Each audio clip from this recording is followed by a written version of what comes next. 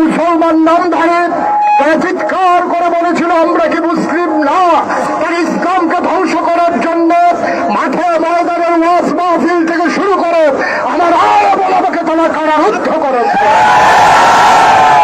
এই বাংলাদেশে যিনি ইসলামের পথিকৃৎ, এই বাংলাদেশে যিনি এই তাফসীর মাহফিলের পথিকৃৎ, তারাই আল্লামা সাঈদী সাহেবের যে জানাজা পর্যন্ত রাজধানীতে পড়তে দেয় নাই, নির্বিঘ্নে চূড়ার মতো পলায়ন করে বাংলাদেশ থেকে বিদায় হবে।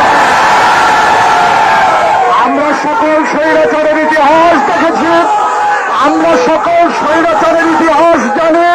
সেই ফেরাউন নমরুদ থেকে শুরু করে ইসলাম বিদ্বেষী শক্তি যেমন করে অপমানিত হয়ে অপদস্থ হয়ে এই পৃথিবী থেকে বিদায় নিয়েছে, আমরা আজকে বাংলাদেশে দেখলাম জীবিত থেকেও যিনি মৃত্যুর স্বাদ গ্রহণ করেছে এই হচ্ছে স্বৈরাচারী শেখ হাসিনা।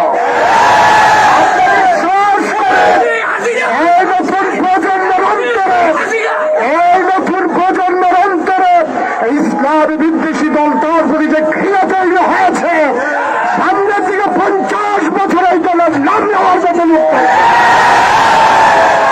আমরা বলে দিতে চাই আলেমরা যারা জেল খেটেছেন, যারা রক্ত দিয়েছেন রাজপথে, যারা প্রাণ খুলে কথা বলতে পারেন নাই মাহফিলের মঞ্চে, আজকে সুযোগ এসেছে আমাদেরকে ধৈর্য ধরে সবর এখতিয়ার করে প্রমাণ করে দিতে হবে যে আমরা শান্তিপ্রিয় মুসলমান। আমরা এই দেশে শুধু বিজয় আনলেই হবে না, বিজয়ের সকল সুফল আমাদের ধরে রাখা আমাদের নৈতিক দায়িত্ব। ইনশাআল্লাহ জামায়াত ইসলামী বাংলাদেশ, বাংলাদেশ মাজলিসুল মুফাসসিরিন, ওলামায়ে কেরামদের একক বৃহত্তর সংগঠন এবং ছাত্রদের প্রাণের লালিত্য সংগঠন ইসলামী ছাত্র শিবির, আমি বিশ্বাস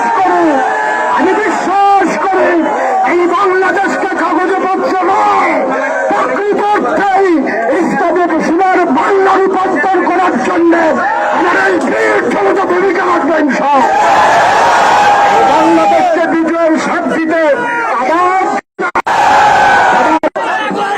বক্তব্য রাখবেন স্বৈরাচার বিরোধী আন্দোলনের অন্যতম নেতা জনাব মাহবুবুর রহমান, বাংলাদেশ ইসলামিক ছাত্র শিবিরের সাবেক সহ সভাপতি জনাব মাহবুবুর রহমান।